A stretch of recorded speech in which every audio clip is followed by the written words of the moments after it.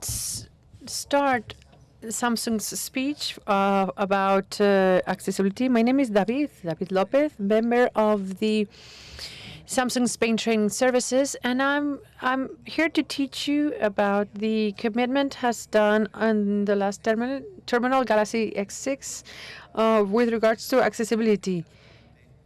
So that is not only a smartphone or cell phone for a few, but that anyone will be able to use without any problem.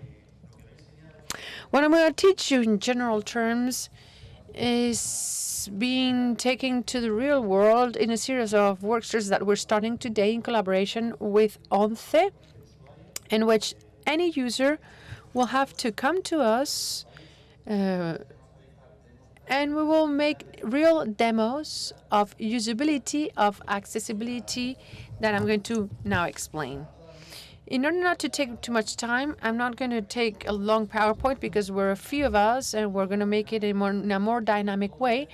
Everything is going to be focused on the new launching of the Galaxy S6 Plus. And we have divided accessibility into blocks. The voice manager, S-Voice, and the accessibility as such, which depending on the user profile, either because of audio, vision, or movement conditions, we will set the terminal to the user's needs. If we go to each specification, what we've got with S-Voice, one, you go to the novelties of this voice manager is everything that has to do with the setting up. What do I mean? Until now, all the smartphones, in our case, you had to interact in order to do the settings in a simple way. Today, with this kind of ranges, Galaxy S6 Plus, since the first ignition of the terminal, you can set up the settings, and then since the first screen, as we turn the cell phone on, we have direct access to accessibility. What does S-Voice do? What is it for? It is an assistant that allows to interact with the smartphone in any kind of traditional app of the cell phone, getting calls, answering SMSs, registering notes in your calendar, or getting the news read. Thanks to the interaction with the Freeport app, you can read my news depending on the likings I have.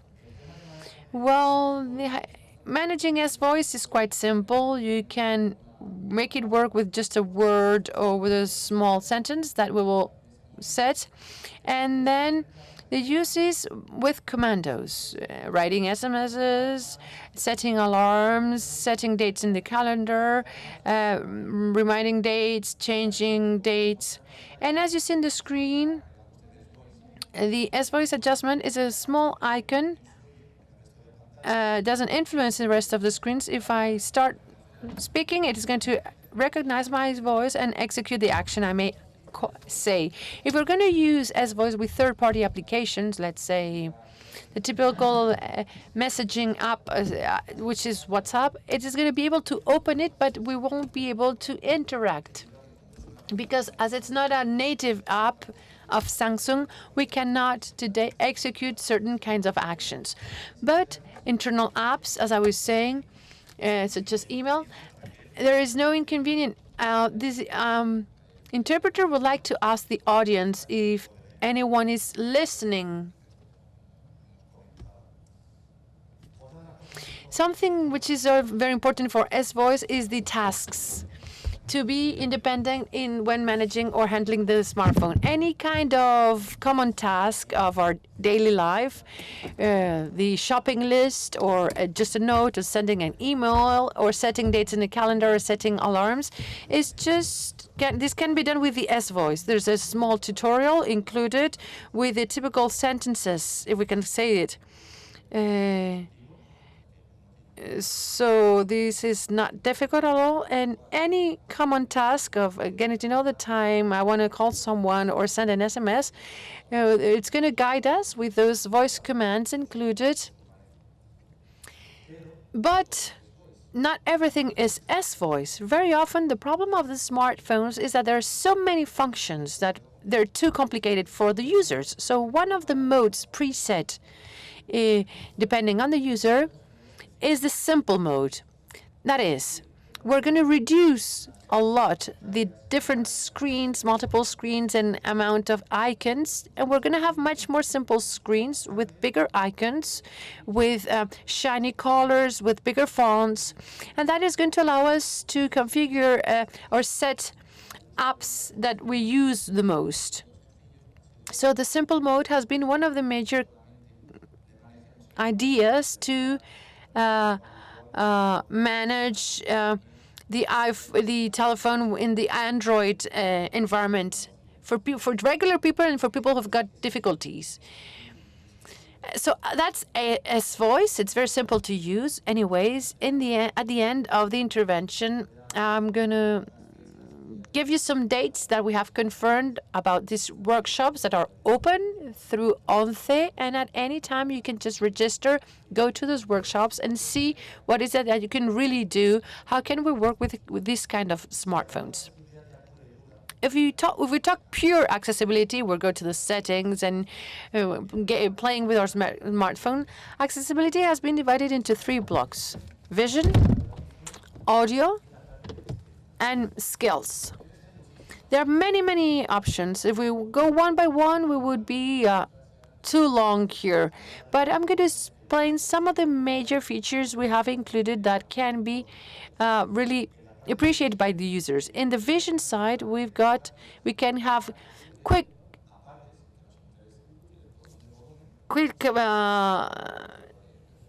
touches, such as volume, and we can also change colors of the screen, but not changing just to black and white or an array of grays. But if the user has problems to recognize colors, there are a series of tests done with the smartphones, and those colors that the user sees best is the ones that the smartphone will adapt. So it's not just a scale of gray, as I was saying. We can have enlarge, zoom the screen. We can just pass the hand over the smartphone, and the screen will light up. And for the audio, there has been a search done, which has been very interesting, with 2 kind of sound detectors: the baby cry and the doorbell, which is a standard of, if the doorbell, the smartphone will vibrate, or we will have a message in the screen, and that won't stop blinking until the user stops that notification. The baby cry is somewhat different because it doesn't have to be a baby. When you record the audio, that will be a cry, but you can register any other sound. So there's people that are using it to record the cell phone or the telephone bell that they have at home. And something that I really like that we use for other things, but we have included it in the part of accessibility, is the audio central part, the ADAPT Sum. What is this used for? ADAPT Sound is a kind of audio matrix, if we can pull it that way, in which if you use your headsets, the telephone is going to see how you react to lower or higher sounds in your ear and left ears. And the smartphone will adapt the sound to whatever you say. If I can hear better through my right or my left ear, it's going to amplify the ear I hear best from. This can be done used for multimedia, for music, and we have included in accessibility because it's much more important for these kind of people. Details such as the Optomatic. For the multimedia world, it can be very convenient. Anyone who lacks audition, it might be using a game, maybe playing a game in the smartphone, and the sound of the game is going to become vibration. so that the gamer, the player, feels really the sound that he cannot hear, but he will feel it through the vibrations in his or her hands. More other options, not only for audio or vision, but also for skills. We can have a universal key. This for mobility impairment is very good because we can set and execute actions of, if I open the mouth, the mobile will go to the main screen. If I look upwards, I will raise the volume. So very simple gestures that will allow you to handle the telephone. Also, one touch to do things, to take pictures with voice commandos, shoot or potato or whiskey or cheese. That will make the cell phone to take a picture. So the global functionality or the global vision we want you to have for that of our aim of accessibility is something that had already been used by other platforms of accessibility. And all this put in this way seems nice, but there are subsidiaries of our company that have taken these to a higher level. And for example, in Samsung in Turkey, we already have a project that is running of a call center with sign languages. So any user using the sign language will be able to have technical assistance about his or her products. So we might have a problem, we call a hotline or we send an email. I will show you later on how we have put this in practice with a marketing campaign in Turkey, which is kind of a joke that we did to a user, but it's quite funny to see where we've reached. If we go to the side of how accessibility is seen in our smartphones, we just go to the settings, accessibility, and you access to this menu where was the vision, audio, and interaction skills.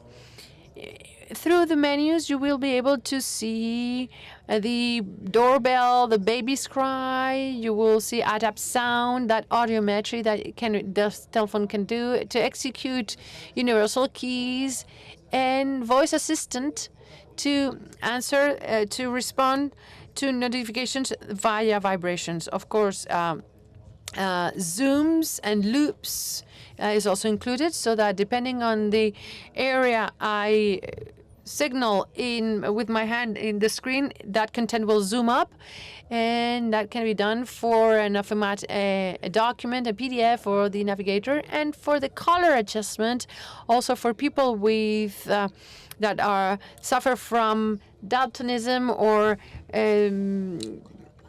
color blindness. The telephone can adapt. It won't just be black and white, but also this option inverting colors. If anyone prefers this kind of usability, it can be set. So what have we done apart from what the ONCE Foundation is already doing? We are modifying the web part so that it's more and more accessible, as I was saying.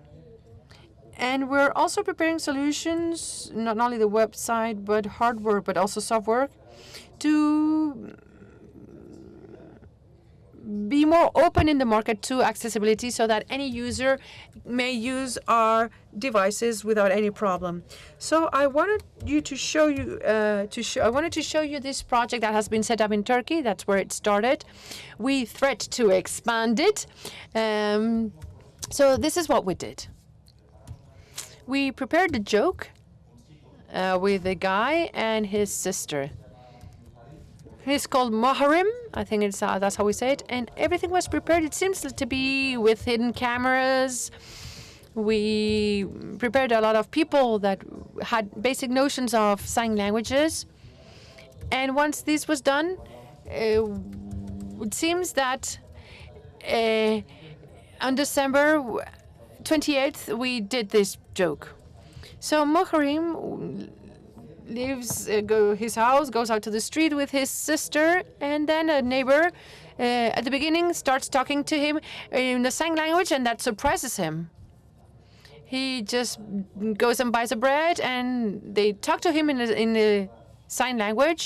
So we realize that he realizes that something's wrong. And then here, there's a man who, and the oranges fall down, and he thanks him in a sign language. And then, well, he's surprised, and I mean, he's really surprised, and he asks his sister, well, what's going on? And she says, I don't know. So, I mean, he just runs into, a girl runs into him, and she apologizes in a sign language. And even when he takes a taxi, he just sits, and the taxi driver says hi in the sign language. So he starts getting concerned because this is not normal. And when everything reveals is when he gets to the city center of his, where we did set a video wall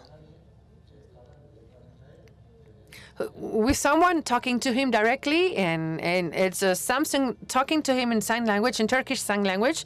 So it's a surprise for him. But he has been a full day without barriers, and because what they're telling him is that this is what we want for him to be, a normal day, a day without barriers. So she says that this is just something that's a hidden camera.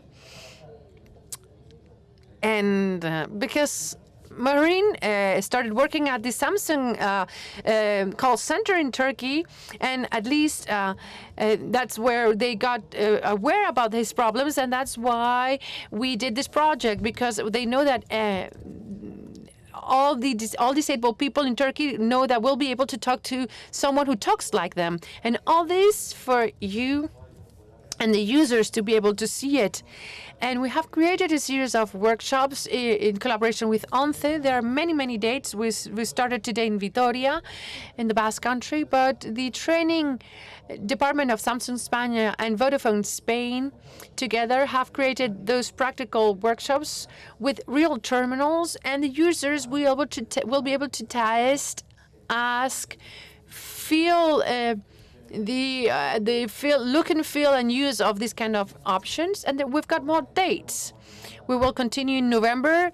We will have also some dates in December, but we've started today in Vitoria, the 30th, León, Burgos, Salamanca, Sevilla, Zaragoza. We will go to Madrid, Valencia, Basque Country, Catalonia. I mean, we will cover the national territory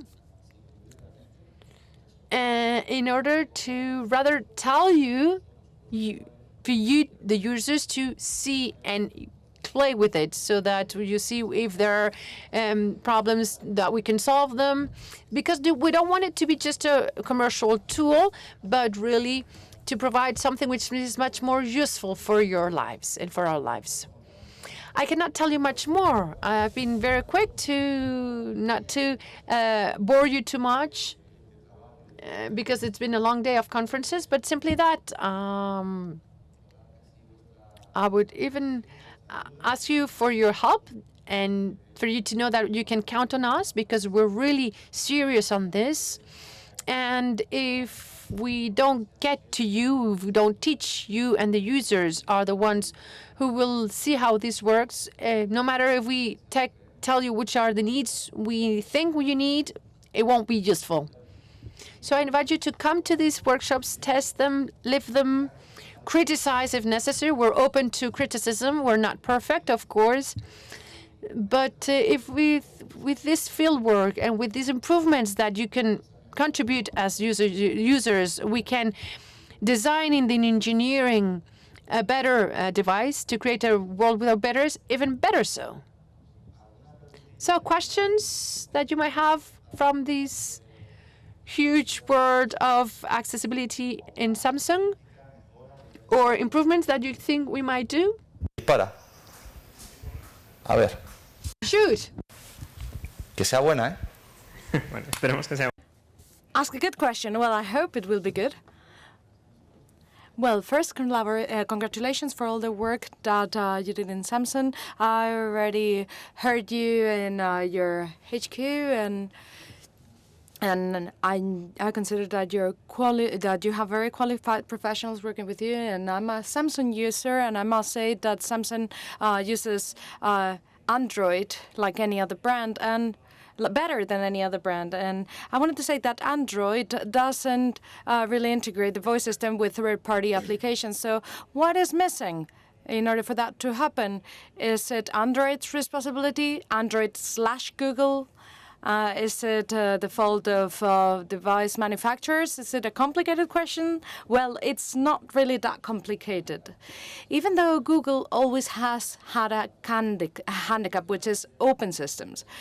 And they're not very compatible with other platforms. But the system is open, but we don't always have the licenses from third parties. But sometimes collaboration doesn't run as smoothly as we would like it to run, because sometimes they don't really understand what we want to do. I mean, it's difficult to speak the same language here. There are some applications in AG66. We have incorporated the Sherpa, which is another assistant, and it's also offered in Spanish.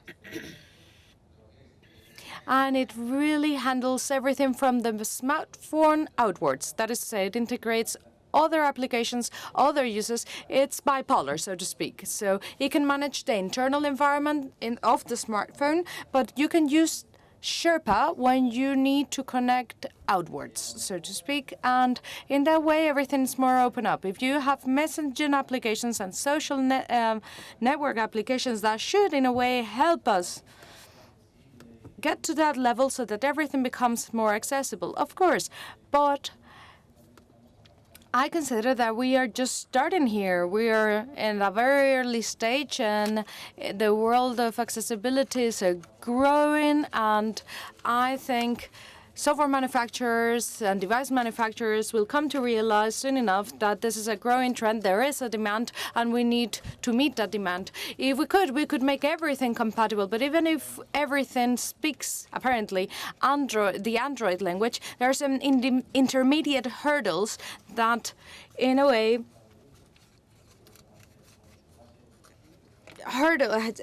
is a hurdle for communication. But sometimes there are software applications and hardware applications and software developers that come up with solutions. So this is what we try to do. Some people consider that we are smartphone manufacturers, but we also develop solutions. For instance, the voice assistant is a solution that we have developed. It's a piece of software that we have introduced in this device, and this device could work without this software. But if we don't research and if we don't enter that market, we will be marginalizing a potential customer segment, and that's not something that we should do. So I think technology will continue to develop, and hardware and software will converge, and accessibility will be incorporated, because the hardware is ready for it, but we need to come to understand what is needed and to develop it. And that's my standpoint.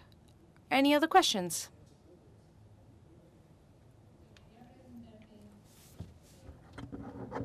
Tenéis una aplicación.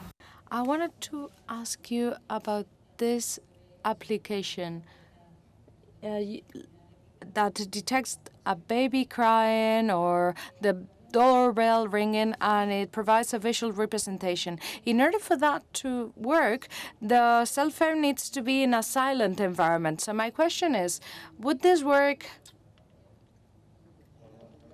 with smartwatches? With wearables, you mean? Yes, with wearables. Well, something I haven't mentioned is smartwatches and wearables and so on. And S-Voice can be applicable to our smartwatch production because it's an accessory that's complementary to smartphones. And all the functions that we have developed for smartphones are being integrated in smartwatches. What we have already integrated is for sure S-Voice as of today. And everything that pertains to accessibility is not yet present in our smartwatches. We have just launched a new one. We don't yet have available information that we can share with you, but we will progressively integrate those functions as the one that you mentioned, for instance, detecting a baby crying or detecting a doorbell ring. Well, my question has to do with the fact that I am hearing impaired, and this is something that I would really require. For instance, hearing someone ring my doorbell, and I wouldn't want to have to carry my cell phone in order to hear it. I don't have a problem if everything's silent. I have a problem if there is noise or if I'm very far away from the door to hear it. So would it be possible for this application to work when there's noise in the environment? If there is ambient noise, environmental noise, what the app does is to do various recordings. Actually, we tested various systems at different locations to do several recordings so that the app can detect when the doorbell's ringing. For instance, if there is excessive noise, if the TV is really loud, for instance, it won't detect it. So the noise shouldn't be that high. So it will be compatible for, at some point, for the doorbell or for baby's cry or anything of the like. Are there any other questions? Yes? I wanted to know more about S-Voice. Is it also a screen reader, or does it just react to voice commands? Yes, it's also a screen reader. For instance, I said the example of reading the news. If I want to read the news on Flipboard, this is what I'm about to do, and I'm going to use S-Voice. I hope the sound technicians don't kill me. He just said, read news. I asked the telephone to read the news out loud to me. Well, also, the signal is very important here. You need to have a Wi-Fi signal or 3G.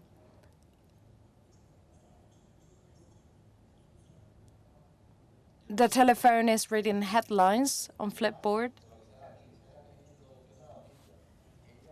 That's the introduction of the piece of news, and the telephone will read the whole news clip. You don't really need to tell it to do anything. Have you done any user test? What's the feedback that you got about that voice? Because sometimes synthetic voices on Android are disliked by almost all users, especially blind users. Yes, because they're very robotic, very mechanical. Well, there's a colleague that was in Vitoria recently, and he presented something that was really well welcome because people can now adapt the speed, the reading speed, and it was really welcome because people really rejected this anti-natural voice that the reader have. But in this new version that we presented, we received very good feedback. You imagine with what competitor's voice it was compared with, but of course we hope to go to other workshops and to gather more feedback to see what they say. And it's still mechanical, but it received very good feedback.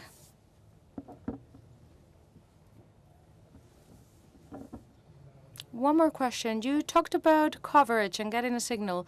For instance, recognizing the command has to do with coverage. Well, I wanted to read the news, and the smartphone recognized that it needs to connect to an external website, and the small lag that we experienced had to do with opening the news plays, the news clip. But if you want to go on WhatsApp, it'll do it, of course. But the coverage is very important. If you have an accessibility issue, I imagine you won't only be using internal apps or native apps. You will be using external apps. And of course, you need a coverage, you need a signal for vocal packages. You need to download the vocal packages. Because even if you live in Spain, you might be a native English speaker, so you might want to download the package in English so that you don't have to depend on coverage constantly. A question is asked without a microphone. Sorry, but we cannot translate it. We offered 3 co-official languages for Spain: Euskera, Catalonian, and another one, but the key ones have been registered. Más. Are there any other questions? If there are no further questions, we can call it a day. And I would just like to remind you the dates that I mentioned. Please, you will be welcome. We will offer you devices to test, and we will be very open to your suggestions, because at the end of the day, you're the ones who have to suffer these devices on a daily basis, and we don't want them to be a hurdle, but rather the opposite, so that they can help you lead an easier life. Thank you very much, everyone, for attending this session.